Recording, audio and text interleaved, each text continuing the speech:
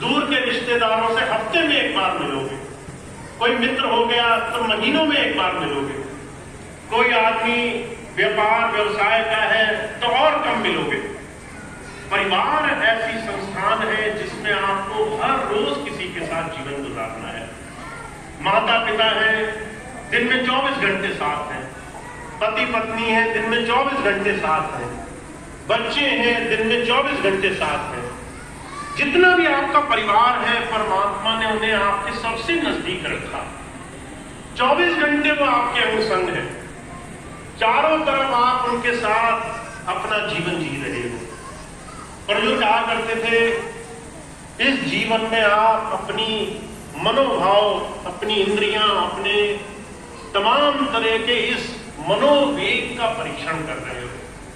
कभी आपने देखा है, अगर आप घर में हो, आप अपने घर वालों से सबसे जल्दी उतावले हो जाते हो। किसी ने 2 बात कही, बड़ी जल्दी गुस्सा आ जाएगा। किसी ने 2 बात कही, आप बड़ी जल्दी नाराज हो जाओगे। बाहर जाओ, आदमी 100 बातें बोल ले, तब भी हम बड़ा सब्र रखते हैं। घर में कोई कुछ बात बोले, हम बड़ी जल्दी किसी चीज पर आग बबूला हो जाते हैं। कहीं हम बड़ी जल्दी किसी चीज पे स्नेह दिखाते हैं। बुजुर्ग कहा करते थे, ये तुम्हारे सबसे नजदीकी, सबसे जरूरी, सबसे खास तुम्हारे जीवन में वो लोग दिए गए जिससे तुम्हें सबसे ज्यादा सीखना है, तुम्हें सबसे ज्यादा उनके साथ जीवन में कुछ प्राप्त कर लेना है। किसी भी इंसान को तुम्हारे जीवन में परमात्मा ने ऐसे ही नहीं भेज दिया कि जाओ सड़क चलते कोई मिल जाएगा, उससे कुछ ले लेना, कुछ दे देना, काम खत्म हो गया। परमात्मा तुम्हें कुछ सिखाना चाहता है।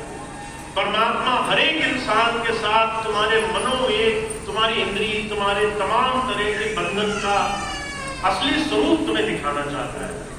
तुम किसके साथ कैसे हो, तुम उसके साथ वैसे बन करके किस तरह से अपने जीवन का निर्माण कर रहे हो। अगर मैं दूसरे शब्दों में कहूं, आप वही प्राप्त कर पाओगे जो आप अपने जीवन में बनने के लिए तैयार हो।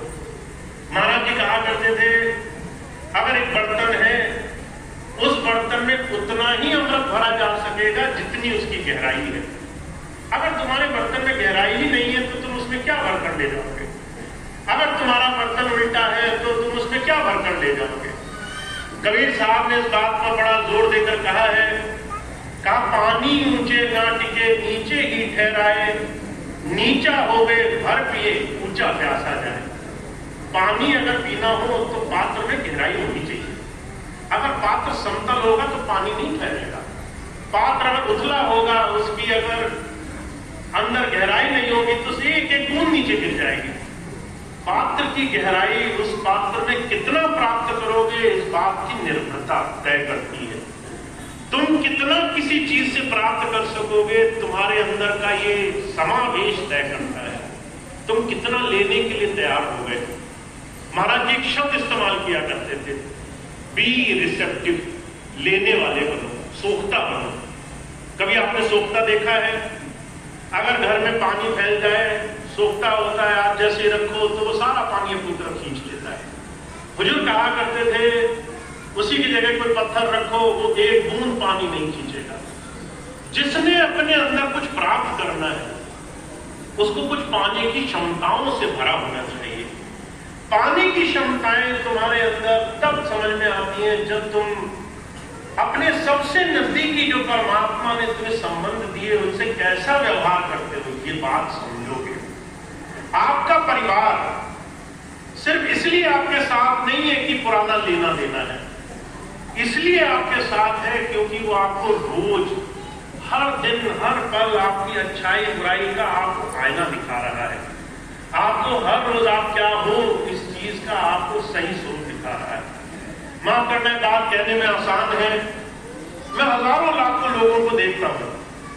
बहुत से लोग जब मेरे सामने आकर कहते हैं कि हमने 30 साल हो गए नाम लिए हुए, 20 साल लिए हुए हो गए नाम लिए हुए, मैं सोचता हूं इन सब का 20 साल 30 साल का जो जुड़ाव है वो एक क्षण में परखा जा सकता है।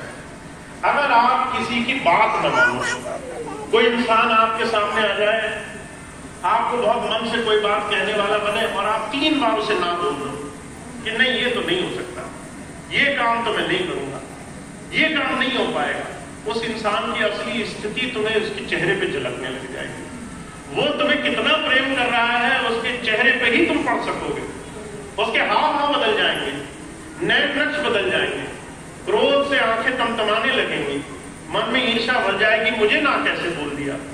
हुजूर कहा करते थे ये 20-30 साल की परिभाषा संत मत में काम नहीं करती। संत मत में सिर्फ एक चीज काम करती है, तुम कितना निरंतर किसी चीज को लेने के लिए अपने मन में, अपने जीवन में किसी चीज को पाने के लिए रिसेप्टिव बने हो, लेने वाले बने हो। परिवार इस नाते से आपको बहुत कुछ सिखाता है।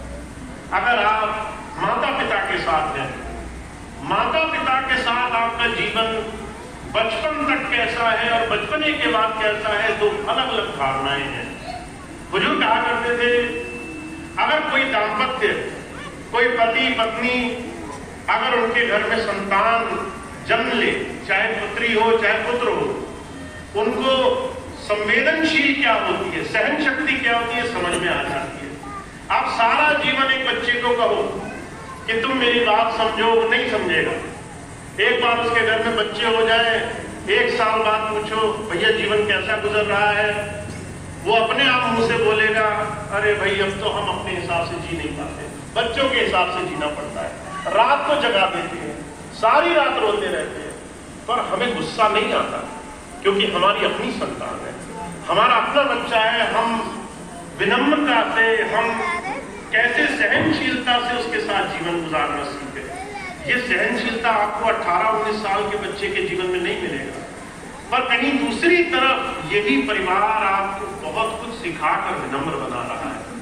आपके बहुत सारे धारणाओं में आपको जीवन में क्या सीखना है ये संकेत दे रहा है। तो जो कहा करते थे एक बात अगर आप अपनी जीवन में संत मत के आधार पर मान लें, हर एक जीव का आपसे लेना देना, संबंध, मिलना जुलना, यहां तक कि आपके पास आकर खड़ा होना भी किसी विशेष प्रयोजन से है। परमात्मा ने किसी को आपके पास भेजा तो कोई खास कारण है। आप उससे क्या सीखोगे, यही आपके जीवन का सबसे बड़ा सार है। और ऐसे में अगर हमें अपने जीवन में गृहस्थ में रहने का मौका मिल जाए, कबीर साहब ने कहा है गृहस्थ को भक्ति साधना में सबसे ऊंची स्थिति महापुरुषों ने इसलिए माना क्योंकि आपको चारों तरफ संसार के अनगिनत ऐसी परिस्थितियों का सामना करना पड़ेगा जो आपको सन्यास में नहीं देखने को मिलेगी। कहा रण के मारे बन गए वन में लागी आग, वन बेचारा क्या करे जब कर्मन लागी आग। कोई साधु तो बन सकता है, पर अगर उसे अपने जीवन में उसने कुछ पाया नहीं पाया तो वो कर्म भोग कैसे सीखेगा।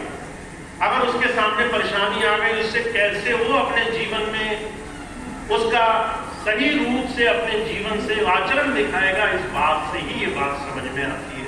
तो जो कहते हैं आपको अगर गृहस्थ मिल गया तो समझ लो चारों तरफ जो भी लोग हैं वो आपके मनोवेग को रोज रोज आपको आईने की तरह दिखाएंगे।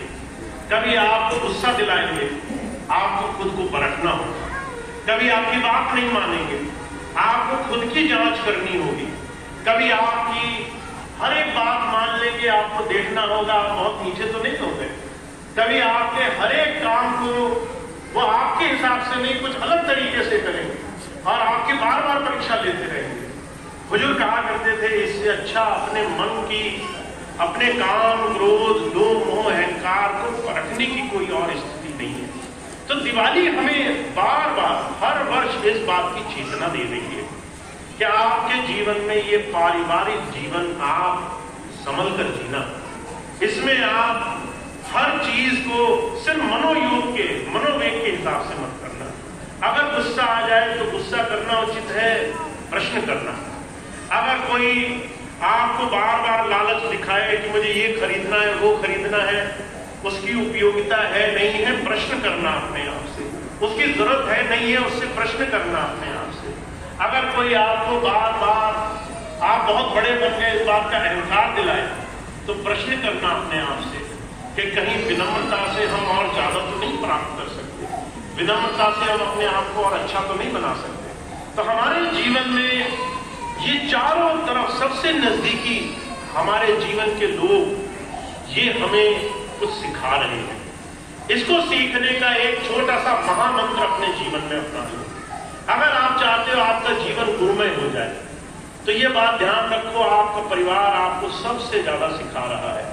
आप उसमें हर रोज जो भी आपके साथ हो उसमें अपने आप को साधने की कोशिश